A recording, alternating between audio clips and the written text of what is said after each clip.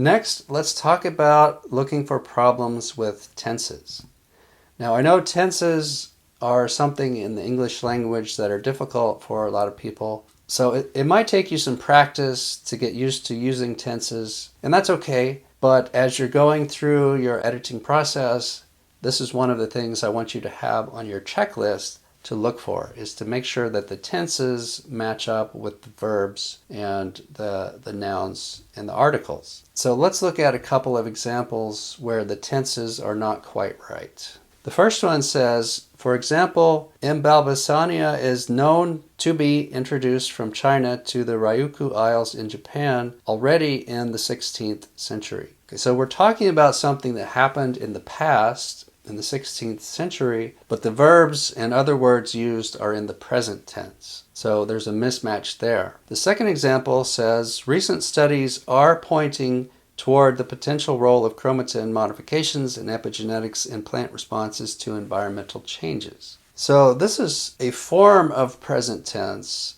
but it's got some implications that are different than the simple present tense. And so I'm going to explain that when I look at the revisions. So let's look at revisions for the first example. It should be revised to say this: Imbalbasinia is known to have been introduced from China to Japan by the 16th century. Now we're talking about it in the past tense. For the second example, it's better to use the simple present tense. Recent studies point toward the potential role of chromatin modifications, rather than recent studies are pointing toward the potential role. Now, what is the difference here? So when we're using this verb, the studies are pointing towards chromatin, it implies that that's happening at this very moment and that it could stop happening in the future. All right, here's another example, and this one has a couple of different tense issues going on. So let's read the example first. The sentence says, it is previously shown that KIF4 involves in cytokinesis by functioning at midzone during cell division. So the first verb is the one that's referring to the past. That should be a past tense verb.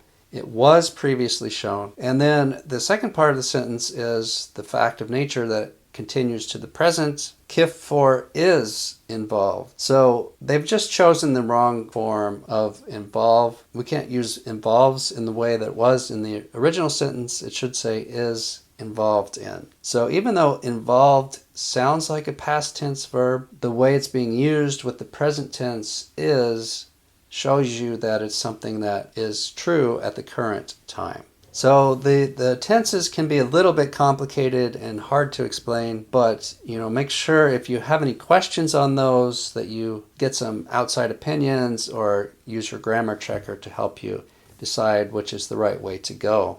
All right, so we are wrapping up this lesson. Let's look back at the learning outcomes. So after this lesson, you will be able to recognize common errors in sentences, explain why they are errors, and you'll know how to correct these common errors. So as you put these ideas into practice on your own writing and on other people's writing, I hope you enjoy the process and happy writing.